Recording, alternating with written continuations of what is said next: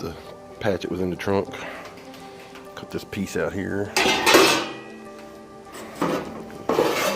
Shape it, make it fit in this hole here. Get those curves in it. See what I can do here. Got it roughed in shape that I need. Gonna do a little flattening on the end with my handy dandy metal brake and shaper. Trailer comes in handy a lot of times. Oh, I lost my little piece that I was trying to copy it from. Guess I have to do right here. It's only got one little bit part right there. So I have to match it.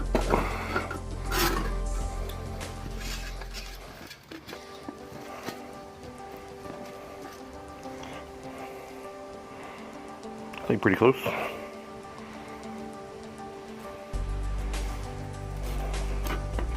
A little more tweaking on it. I had a bigger piece to go by, but I've lost it. I'll probably find it just as soon as I'm done here. But I think this will work. Okay, there it goes. All right. Okay.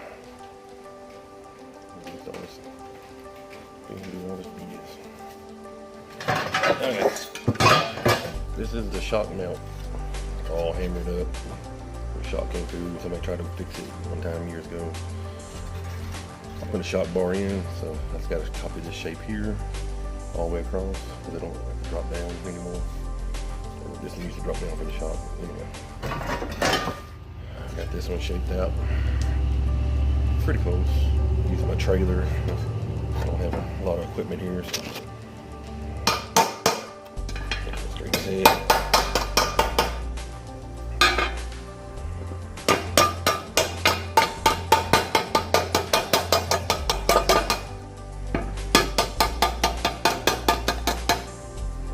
Fancy tools, use what you got.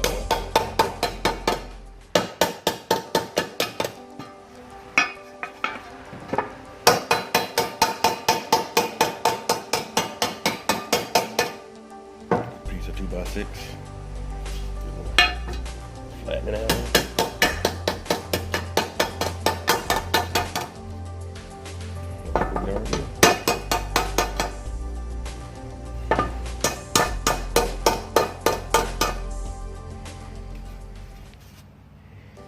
Better.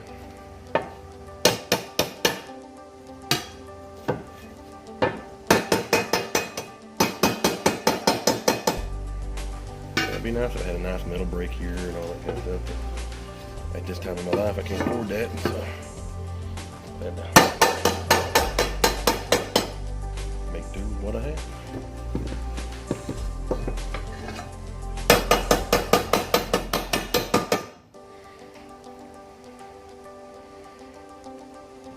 Straight there. We'll do some clamping and welding. I'm going to trim it off, trim it to fit too. So a lot of the edge is missing in there, so let's see how far that goes. Let's see if you can pick it up on camera here.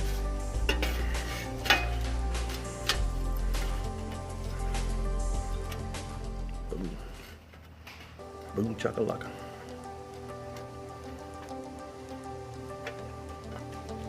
Not the correct size for this application. It is now.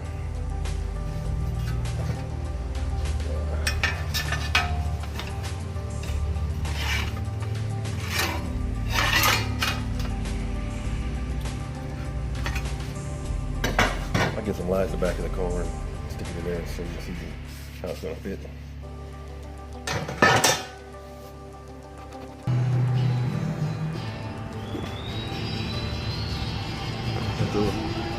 I finished grinding that hunk of metal off. Got the shock bar welded in.